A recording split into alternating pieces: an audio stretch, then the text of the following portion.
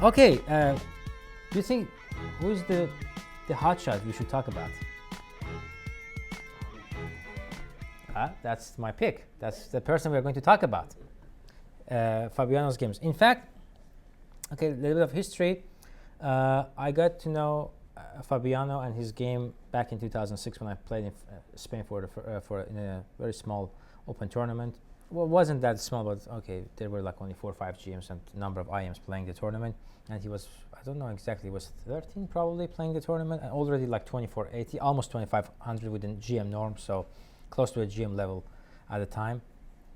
And we played a game, and he came to the game a little bit late, I think 15-20 minutes, or even maybe more, I don't know, I'm not sure. Because he was not staying at this, he was not living in the same city. It was near Madrid, but not exactly, the city we were playing wasn't exactly in Madrid. So he played after the game. He outplayed me out of the opening, but somehow in time pressure I swindled him. Okay, I don't want to brag about it, just I'm telling you the story. And then the next round I was like, oh, this guy is very strong. Obviously, I mean, he completely outplayed me out of the opening. And at the time I was close to my pick. I was 19 and I was 20, already GM for a year, had some good results, so I was already impressed very much because easily outplayed me. And next day I started watching his games, and ever since I was following his games. So to start with, actually I want to go to this game because this is the very first game of him. Not I played against him. I observed. I looked at. So this is a game against. So Fabiano here is a little bit over 13 or something, 2480. He became a GM 2 months after or something. It was like in 2 months he was already higher rated than me.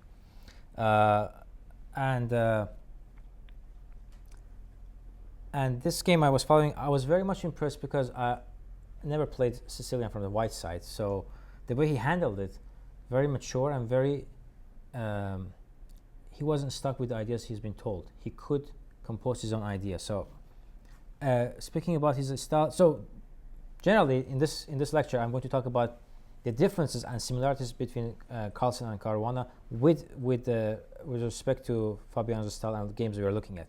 So here I'm talking about what parts I believe he can outperform Carlsen, which I think one is that he's more diverse as a player.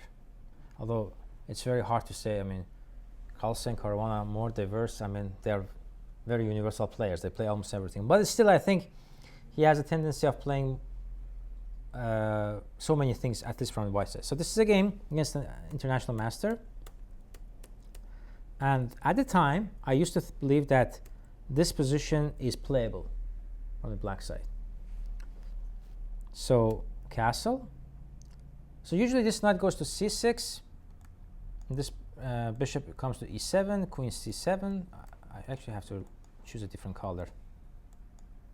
Oops. Oh. So this bishop should come here. This rook comes to e8, queen c7, right? Are you familiar with that? Game 24 match Kasparov-Karpov, 1985. Yeah, that's one game you should know, and you should go and study. Game 24, Karpov is 1 point behind, and Kasparov plays the system known as Polagaevsky setup, and won the game. So that's the usual way to play it. For example, I can show you some line just that can lead to that.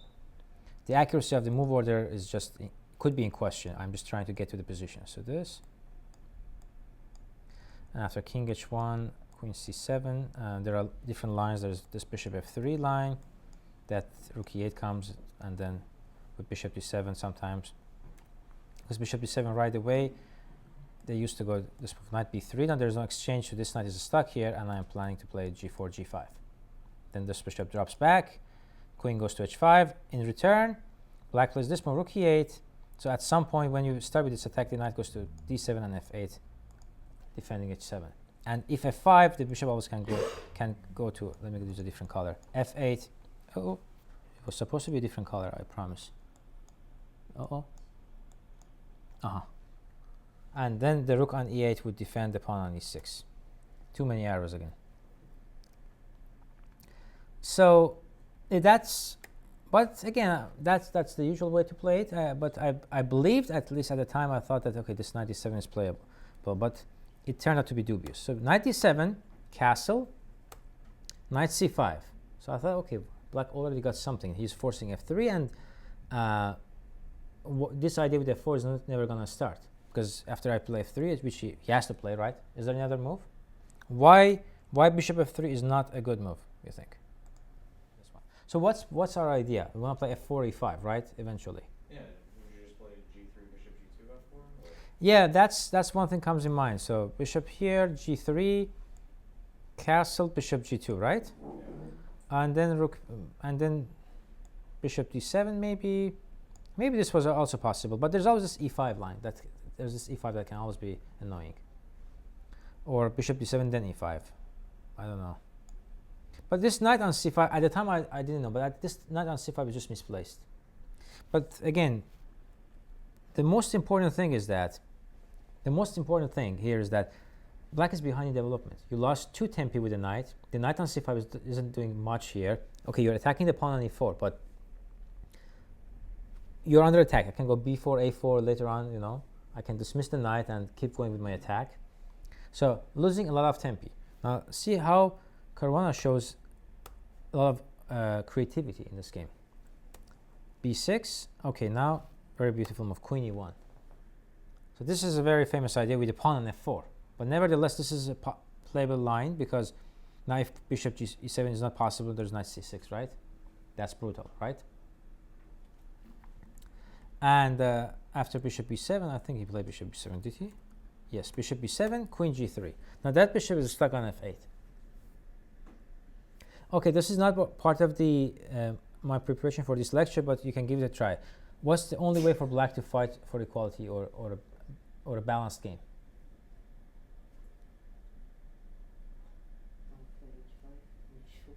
That's the only way, actually.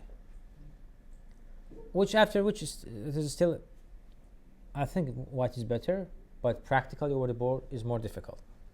What black did is he played queen c7, rook d1, and played now g6. Black has one big problem, which is lack of enough development, right? But if I play bishop g7 or bishop e7, then castle, then I'm fine, and actually white's pieces are kind of awkward. Because he already committed to rook f to d1, which is actually a very strong move. We'll see later why, because you're going to figure out why. And so I cannot start any attack on the king side. So if I get my bishop out of, I move my bishop from f8 and castle, then I start b5, d5, you know, preparing rook c8, rook d8. Black has his usual play on the queen side. We got nothing on the king side. What should we do? And again, some history. I was at the board. I watched the next few moves. I couldn't figure it out. Not at all, but it was like, wow, this is interesting. Because maybe I got so much used to my old way of thinking that everything was going through a specific schema, or maybe I didn't have enough creativity. So here, a very interesting idea by white. Now I know. Now it's after years of experience, you figure it out. But how white can undermine black's position? What's that? Queen h4. Okay, bishop g7, and then, for example, I can drop my knight back to d7. Yes, that's it, a4. But why a4, a5? What's that? Well, I grab the pawn. If you give me another move, I castle, and I just claim being up a pawn.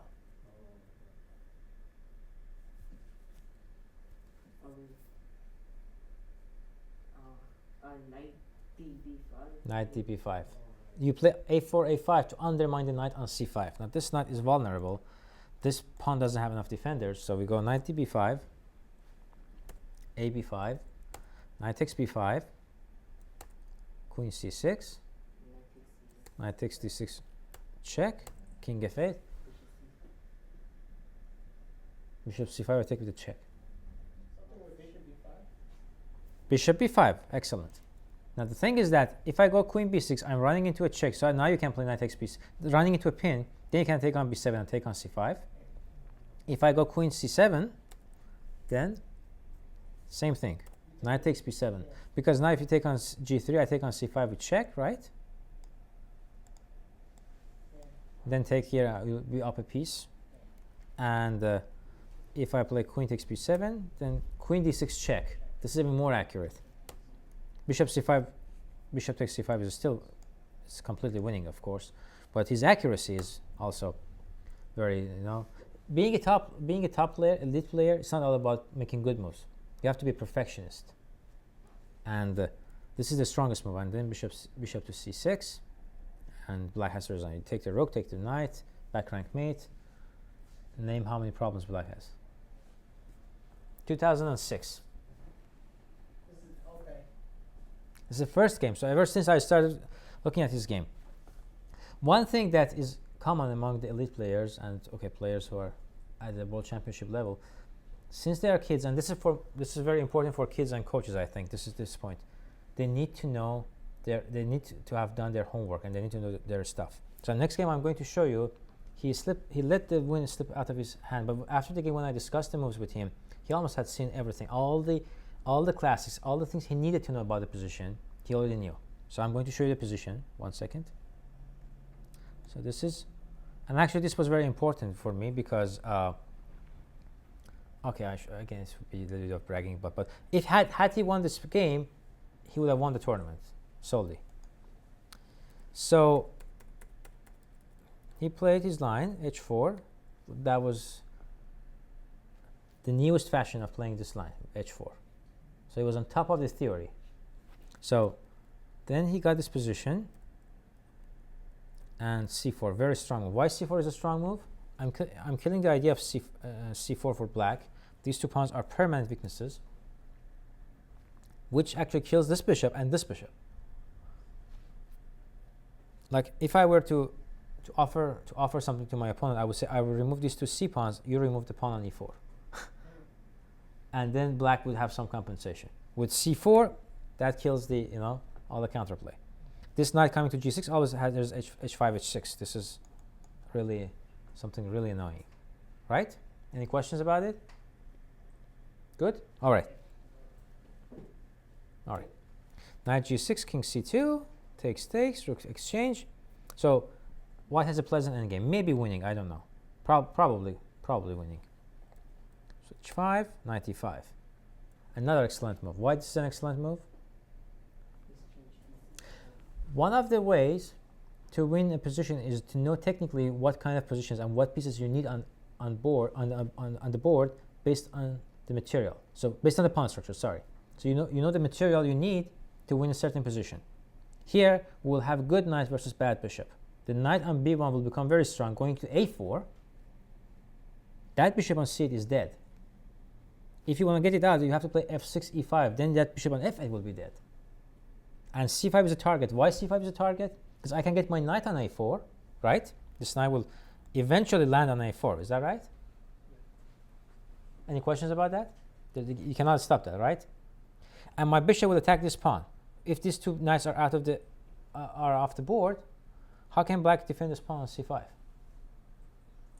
A very nice long-term strategic plan. This is a very typical, a grandmaster level or a bit higher. You know the material you need in a fixed pawn structure on the board that would decide the game for you. And this is not only about Fabiano Caruana, but every elite player. Once they get these things, this doesn't get out of their way. Okay, this game it was just an exception because he was on his way to become an elite player. So rook d1, bishop e7, and this exchange. Maybe just simple way with knight a4, and this would have done it. I really exactly didn't check, but the computer was showing several ways here. But he formed a complete winning position easily. This f5 gives some active play to black because he takes, but still. This take king c1. But again, look at the position. What's main advantage? Pawn structure, right? Look at this. In fact, all these pawns, actually, I have to use a better color here. They're all isolated targets, and so many weak scores in black's position. So after rook g6, g3, rook d6. So now how should white continue there?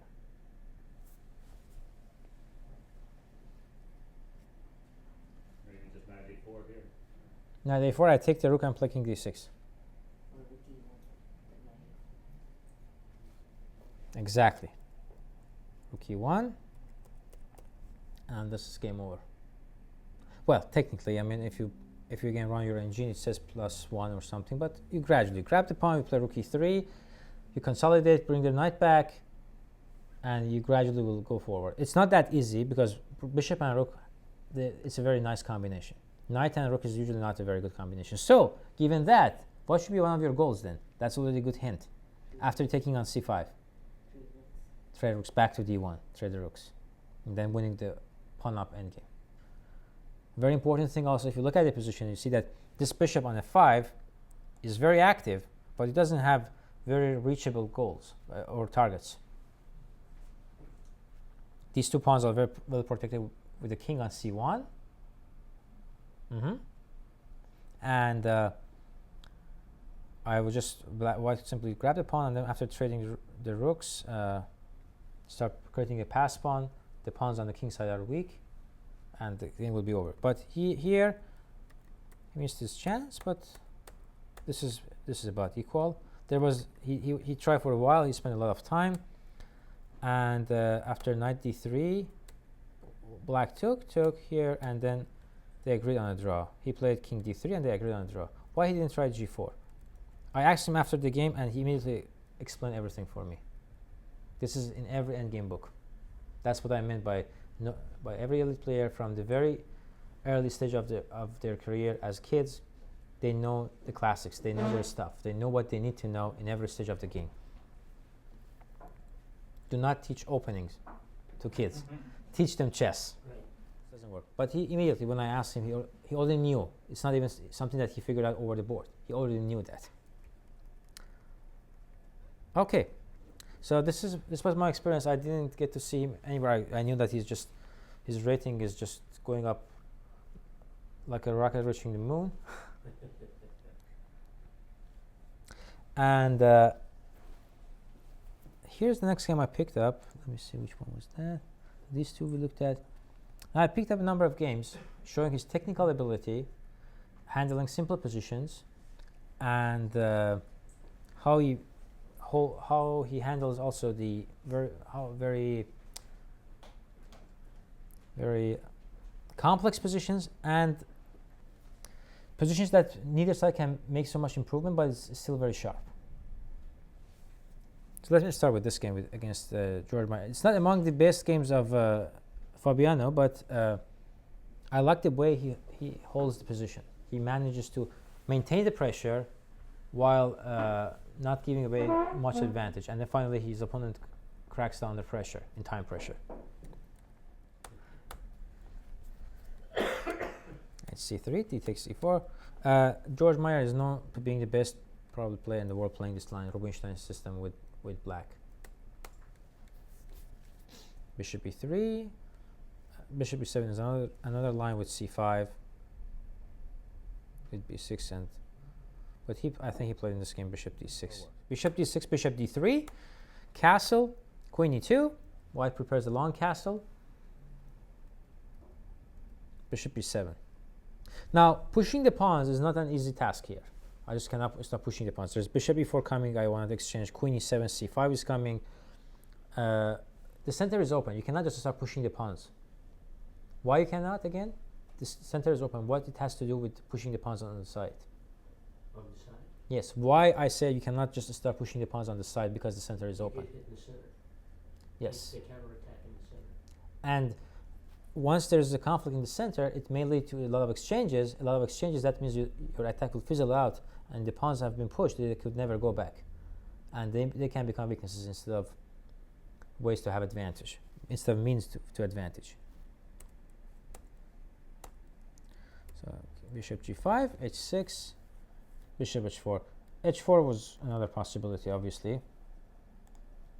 Taking, and this is not possible, of course. If this knight moves, then there's bishop h7 check. And then mate will follow. after knight moves and then queen goes here. That's too much. Well, of course, c takes d4, knight takes d4, bishop e7, takes, and then knight takes e6. Okay, that's a lot of moves, and then isn't this winning? Yeah, this is winning. That's a long. Okay, I didn't want to talk about this line, but h4 was probably a better choice. That's what I meant. Just maintain the pressure and creating a chance of having this. Having the hook moving forward. So bishop h4. This one is a bit dubious. Rook c8, c3, bishop e7. Now black has put everything together. Everything is well protected. The idea with g4 is not going to work because I just can't take. Queen takes. We really cannot make use of that hook. And on the other hand, on this side, black can start doing things. So c takes d4, knight takes d4, rook c5. Very strong move. This is a very strong move. You're ready to always counter anything on the d file with the rook. And now I have this idea. And the c8 score is a very good score for the queen in this position. It is operating along this file, so it's out of the dangerous d file, and it very well protects the pawn on e6. Look there, queen c8, another fine move. Bishop e5, knight d7. So a bit of repetition. e5 is not a move here because we just go knight f5, attacking the bishop, counter attack, and we have this nice square now. White might get a winning attack right away. So if you play Rubinstein French defense, you don't want to touch this pawn unless you're sure you get something really, really big. Just don't touch this. Knight back to f6, h4. Going after the rook d8. Well, g4 doesn't work here, unfortunately. Why? There's a tactical reason. Oh, rook to g1? No, g4, black has something here. Oh, black has Why g4 doesn't work? Oh, okay. Because now it seems very clear. g5 is coming and then it's devastating, right? 95 or something? Okay, 95.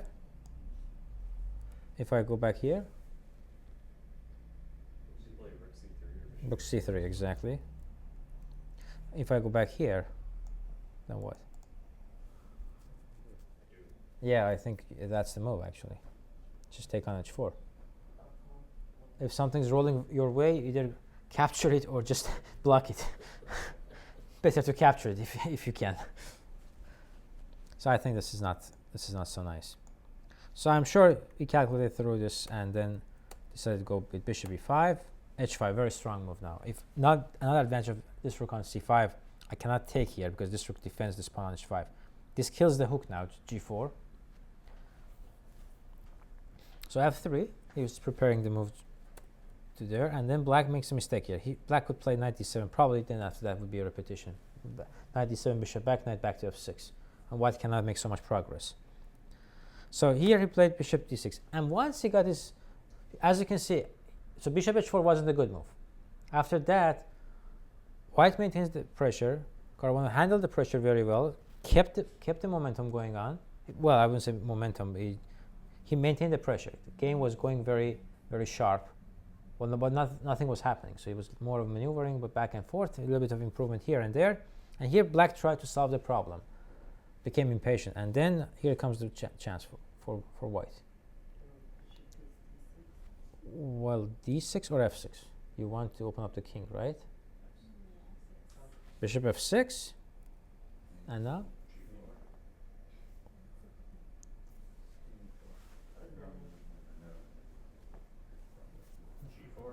G4, interesting. If I go king h8, Probably queen e3, maybe gh5. right, actually. G4.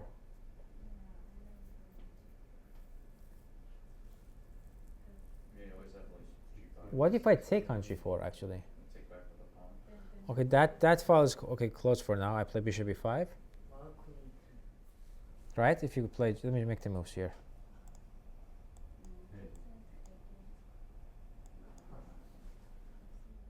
The queen 3 is what he played actually, but I didn't mean that it's the only way to play it. But g4 is definitely a possible move here.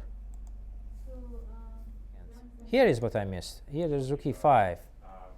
Now we know what's happening. Bishop e4. Yeah, I can take it. So okay, now we have the answer. Good. So queen e3. Actually, I have to give it a lot of credit because now f4. The idea is that I don't want to exchange pieces. So rook g8 and then bishop c2. I really like, and also bishop c2. Another advantage of bishop c2 is that opens the file for this rook. So I win a very valuable tempo because now this knight e6 or knight f5, they're both threats. So I have to lose a tempo with my bishop. Then bishop goes to b3. Now attacking e6, and after f5, knight takes e6. I am not sure if this line is entirely correct, like it's going to lead to a demolishing attack. But I like the way he handles it. This is winning. This position I'm for sure is winning. And it's very simple. Black has two nice bishops. And what are they doing? They're looking here. But Her Majesty, I mean, not Her Majesty, the king, His Highness is here. So they're not doing anything. So, and also this one doesn't do anything. So basically after rook e6, I have 1, 2, 3, 4 pieces attacking, and there are two defenders. So it's a simple math of, you have more attackers. Bishop e4, king a1. Okay, black is trying, queen f6. Now this check on h6 is killing it. And then after a few moves, also this was a possibility, rook h8. Very elegant idea. Nice mate. That's a nice one. But okay, this is good enough.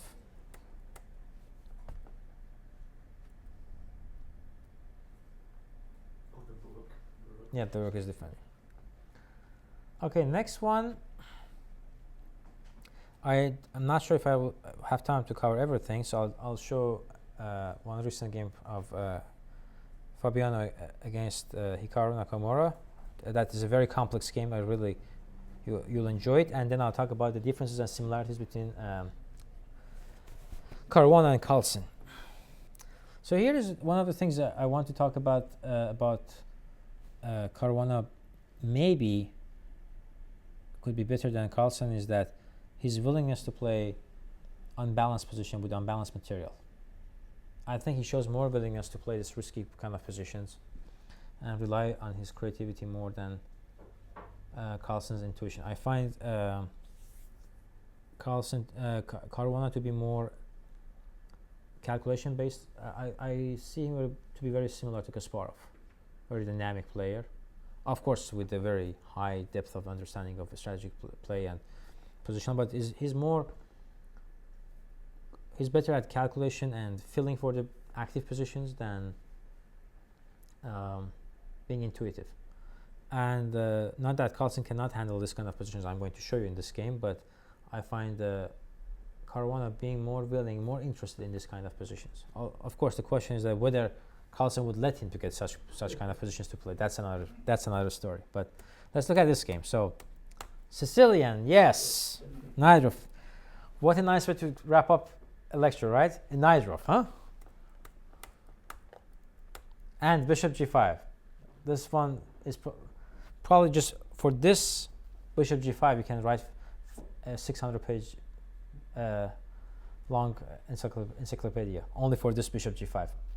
It's been highly, deeply investigated, and still there are positions that they're working on it, and there are no answer for them, or they may. We have to look at the correspondent games nowadays because it's all game between two supercomputers. So So h6, bishop h4, and funny thing is that this game, okay, one famous thing, you know you cannot take here, of course. The queen is trapped, so that's the key with this a3 move. Bishop f2, and again, when there's always this x-ray here, there's always this knight takes e4, oh, knight takes e4, knight takes c3 trick. So this bishop f2 earns a very nice tempo for you. Queen f3, and obviously once the queen has already settled on c7, queen f3 is a good move. And now, what has white gained? White lost a couple of tempi, right? But what white gained is that he is going to play his usual plan. This time there's no bishop on g5 on the way. So that's very, and we already have a hook on h6.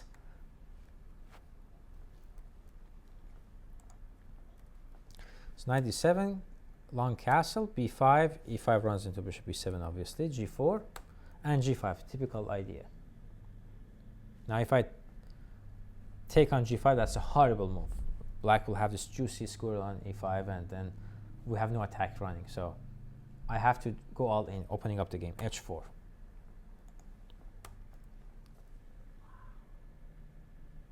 Now hg5 is a threat. I have to take on f4 to free this square for my knight. Bishop e2, and I cannot really comment on this, but there were 3 corresponding game, which actually from 2014, so very fresh among 2,400 players. So you can believe that this was well investigated, deeply analyzed position, and there was 1 win for white, and there were 2 draws. And if there were 1 win, that means that this line is over. This is not good for black. So I played b4. This has also been played. A takes b4. So the point is that I can go with this rook g8 or rook b8, but my plan is now g5. So let's see what it says about rook g8. Rook g1. I thought g5 was the main line. I don't remember exactly. And then knight e6. Oops, bless you.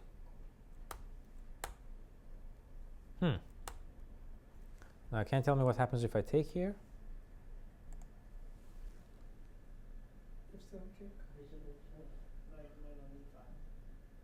Now you're losing your queen.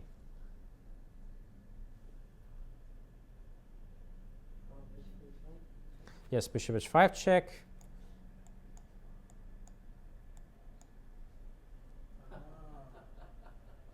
You pin me, I pin you. So this, and then knight f8, bishop h5, rook g6. I think it's one of those correspondence games actually. So after rook takes, now you want to win the piece, taking on g6, bishop back to c8, and then, oops, where did that come from? Because bishop g6, you take, and queen f7. With 2 bishops, only 1 pawn, probably black can hold, but this is the killer probably. And why he doesn't take? Probably I can play rook f1 maybe. The bishop, then there's bishop e7. Wow, this is beyond me. Maybe I can win the pawn. Maybe let's ask our friend Stockfish. It's a killer. So if takes, takes, king d8, king, simply this, huh? As simple as that. And the point is, I think we have this queen f7, so the distraction is that I play bishop b6, so I want the queen f7 later. So, and the queen cannot move anywhere else because, of course, this loses to, this is checkmate. And if going here is just as bad, I think, just I take here.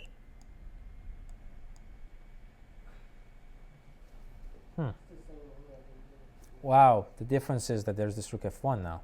I still cannot touch the queen going to g7. That's fantastic. But anyways, yeah, this looks very dubious. This line looks very suspicious, to say the least. So b4, a b4, knight d5. This is another corresponding game that I was looking at. Knight takes g4. Here, two are strong. Okay, black was high-rated player, white was low-rated correspondence player, like 1800, and they agreed on a draw in this position. There. Okay, yeah, that's funny. What about after e5 then? I'm taking on g4. It's just crazy, right? Everything's all over the place. Queen takes f6.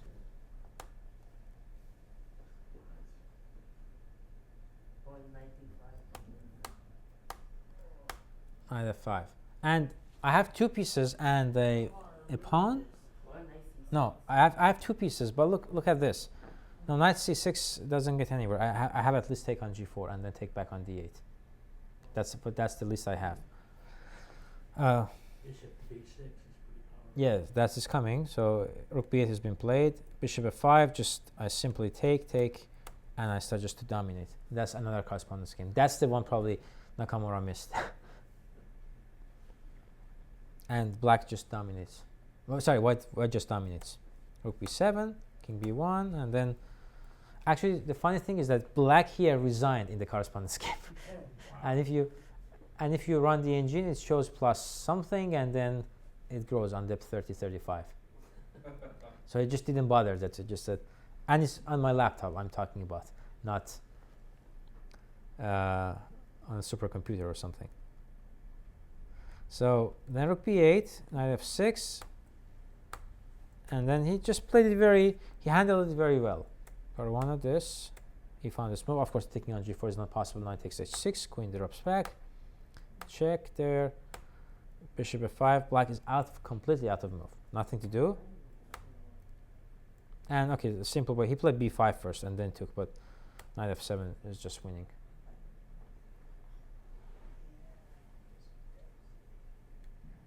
In the game, played b5, queen e8, takes, rook takes, queen takes, check, and then resign. Obviously, the final phase is that, I mean, I have this check probably, right? And I have this check, and I have this check, right? Or I just let it go. Let's just see. I think this makes sense, right? Rook here, check, here.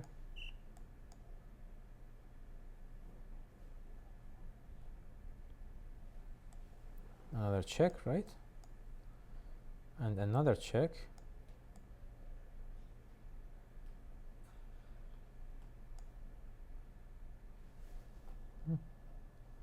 Another check. Do you let it go?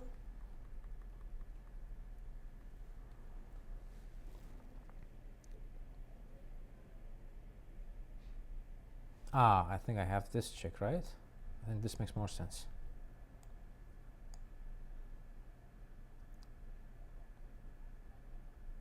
I at least have bishop c5 checked and take the rook there.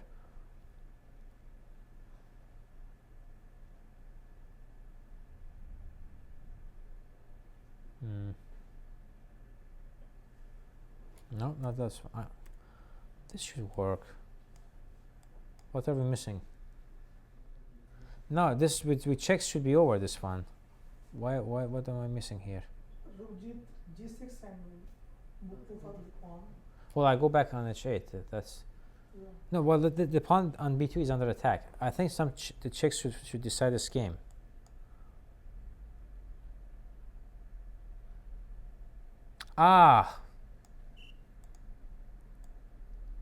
My bad. After take, I keep forgetting about this check. Okay, there we are. He's forced back. Yeah, and then rook check, and then you grab the queen. That's it. I couldn't see the rook on b8 basically. King f6 with d6. Yeah, that's checkmate. So that were my points. I was literally so tired that I wrote my notes. That's what I wanted to say about the differences and similarities. So the strength that I consider, Caruana takes risk and is more diverse than Magnus. I mean, it's quite a statement, right? Speaking about Magnus not being as diverse as Caruana. But I think the point I want to make is that Caruana likes the unbalanced position in terms of material. Like if you have rook and bishop versus rook and bishop, I probably believe that Carlsen can handle that better. But if the material becomes kind of unbalanced, like rook and 2 pawn for 2 pieces, or I think Caruana has equal chances there, or sometimes maybe even better. I'm not necessarily just with sacrifices, just if the material is not balanced. Knight versus bishop. Well, again, we're talking about just like godly techniques comparison, so it's just an observation. I looked at the games he won against Carlsen, and I think that whenever such complications come up, even if it's in favor of Carlsen, sometimes he manages to trick him and get good results. So they're both very technically savvy, but obviously we all know that probably Carlsen is the best technical player ever in the history of the game. So that's something. They're both very good at technical chess, but obviously Carlsen is the best. And they're both very original players. They have a lot of knowledge of classics, and they play very original chess when it matters. So we'll see about that part. So it's going to be a lot of fun watching the match in London in November. Thank you.